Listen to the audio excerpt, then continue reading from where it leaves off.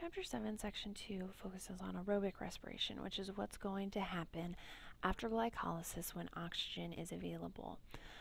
So at this point we have our pyruvic acid, and that is from our glycolysis reaction, and that gets broken down into some NADH and used to make a large amount of ATP.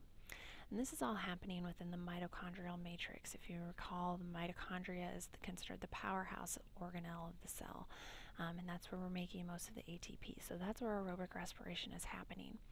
And aerobic respiration has two main steps, the Krebs cycle and the electron transport chain, or ETC. Now, acetyl-CoA is a molecule that gets produced when pyruvic acid enters the mitochondrial matrix and reacts with an enzyme that's already there. It's called coenzyme A.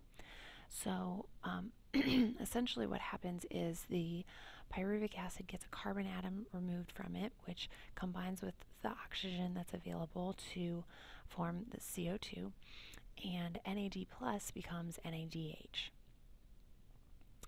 Then we move to the Krebs cycle. So we've converted the pyruvic acid into acetyl-CoA, and then the Krebs cycle will begin. The Krebs cycle is sometimes also called the citric acid cycle.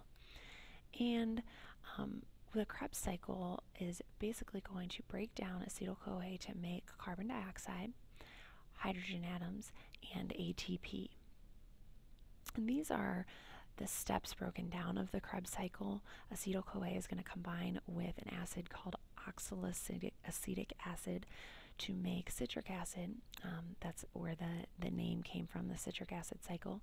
And it will regenerate coenzyme A, which is going to help to keep this cycle going.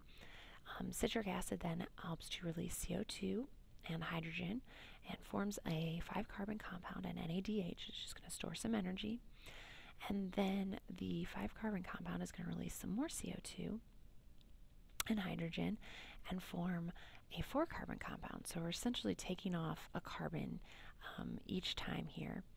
Then in the next step, we're just kind of rearranging those carbon atoms and making FADH2, which is another energy storage molecule.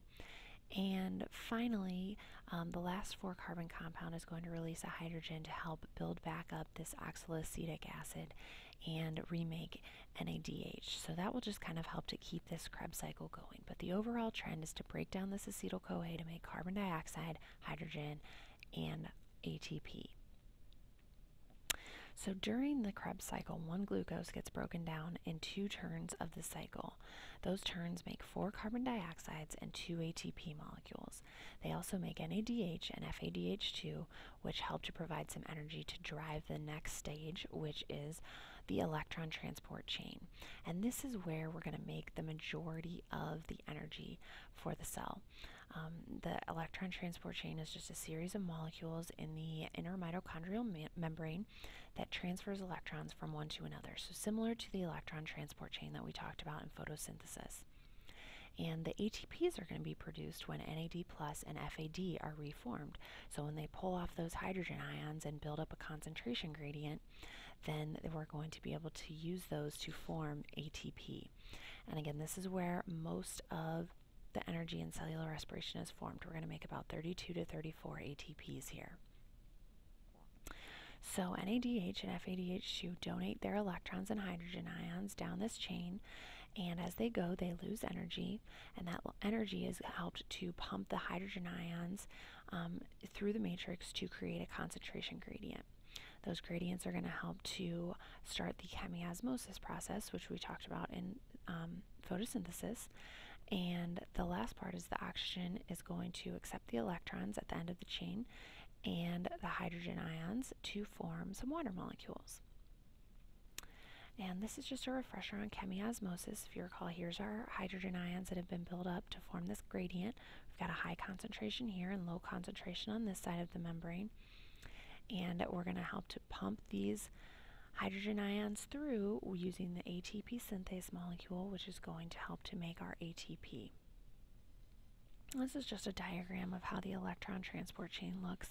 We're going to be passing the electrons from one molecule to the next, creating that H plus concentration gradient. Now this process is still not super efficient, but it's still more than 20 times efficient more than glycolysis. So we're making a whole lot more energy in this aerobic respiration process than we do with just glycolysis.